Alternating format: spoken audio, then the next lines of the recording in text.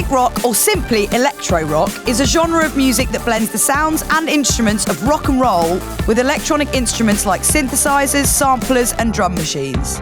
Today, electro rock bands like Imagine Dragons, The Killers, Daft Punk, and Linkin Park are everywhere. But where did electro rock come from, and how did it become such an iconic part of the music landscape today? This is everything you need to know about electro rock. The story of electro rock is, like many things, the story of technology and convenience. In the early 1960s, synthetic sounds created by machines began appearing in pop songs. The Beatles famously used a mellotron, a keyboard-based synth, on 1967's Strawberry Fields Forever. And by the 1970s, synthesizers were commercially available. The machines began popping up everywhere. Brian Eno and Roxy Music used synths in their futuristic art rock take on glam rock. And in 1973, Pink Floyd released Dark Side of the Moon using a synth on several songs.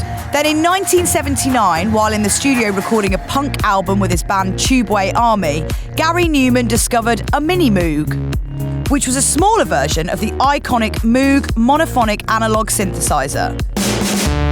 The band began incorporating the Mini Moog in their music and released Our Friends Electric, a song about a robot prostitute from the future. The track hit #1 in the UK and went gold. At the same time, bands like Joy Division began incorporating electronic instruments, ushering in the era of post-punk.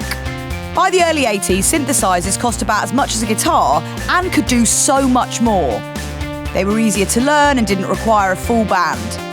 This led to a wave of new electro rock bands like Depeche Mode, Devo, and New Order, founded by the surviving members of Joy Division, and a generation of European techno artists who grew up on the electro rock of the 80s, influencing techno house and EDM.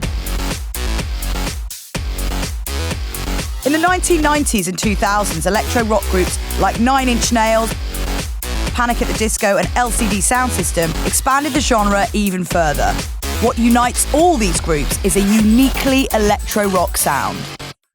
The sound of electro rock, like all electronic music, is the sound of the future.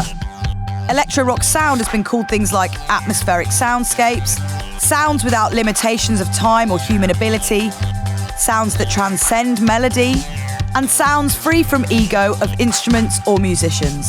But at its core, it still maintains the elements of rock and roll, with a heavy beat and a repetitive phrase structure. While rock and roll is an American creation, electro rock has its roots throughout Europe, especially Germany and the United Kingdom. The sound reflects the intersection of cultures and technology in the mid to late 20th century, united by the changing tide of popular music and the commercial availability of the synthesizer. Synthesizers can mimic other instruments, but they can also manipulate audio and create brand new sounds that can't be made by traditional instruments. They can loop endlessly, modulate, overlap tones, play with reverb and feedback in ways analog could never imagine. The introduction of synthetic sounds opened the doors of creativity and artistry that broke the mold for music. For decades, rock and roll icons like Paul McCartney, Mick Jagger, Eric Clapton, and even Neil Young incorporated electronic sounds into their rock albums. They embraced the changing culture and technologies like the synthesizer. But there was one band that captured and epitomised the sound more than any other and would serve as the blueprint for generations of future musicians. Dusseldorf's krautrock band, Kraftwerk. Kraftwerk were pioneers in the electronic rock scene.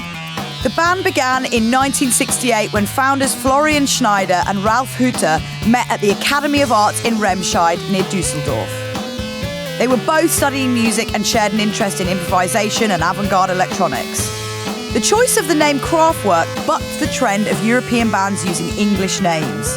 Kraftwerk means power plant, and Hütter referred to the members as Musikarbeiter, musical workers. The choice to sing in German, despite being less commercially viable than English, was also deliberate. Hütter told Cream magazine in 1975, "We create out of the German language, the mother language, which is very mechanical, we use as the basic structure of our music. Also the machines for the industries of Germany." In 1974, they released a 24-minute-long song called Autobahn. The song embraced the sleek machinery of the automobile, a stark contrast to the American machismo of car culture. The radio edit went to number 11 on the charts in 1975. In 1981, they released Computer World, which would serve as a template for generations of electronic rock bands to come. Numbers, with its funky robot melody, became a breakout single from the album and a DJ favourite. Kraftwerk had a variety of famous fans who were influenced by their work. David Bowie was so enamoured by them, he played their album before concerts and gushed about them to the mainstream press. They heavily influenced his 1977 albums Low and Heroes, which he described as a euphoric language of sounds. Hundreds of other artists have used sounds created by Kraftwerk. They've directly influenced everyone from Coldplay to Jay-Z. Specifically, they had a huge influence on hip-hop in its infancy. Afrika Bambaata's pioneering 1982 track Planet Rock featured a distinctively Kraftwerk melody. In 1998, Bambaata said, "I always was into Trans-Europa Express, and after Kraftwerk put Numbers out, I said, I wonder if I can combine the two to make something really funky with a hard bass and a beat." So we combined them. Prince, Parliament Funkadelic and other African-American artists from the 1980s were seduced by Kraftwerk's mechanical machine-made sounds. They were without a doubt one of the most influential electro rock groups of all time. They defined the genre, the aesthetic and the sound. But they couldn't have done any of it without the technology. The backbone of electronic music is the synthesizer. Put simply, a synthesizer is a machine that creates synthetic sounds. The history of man-made sounds can be traced back to the 19th century and the electromechanic piano, which used electromagnets to trigger sound. In 1905, German scientist Hermann von Helmholtz invented the sound synthesizer, which used overtones and filtering to create sounds. Electronic keyboards came about in the 1930s. And in 1952, the first machine capable of artificially creating sound was developed by RCA.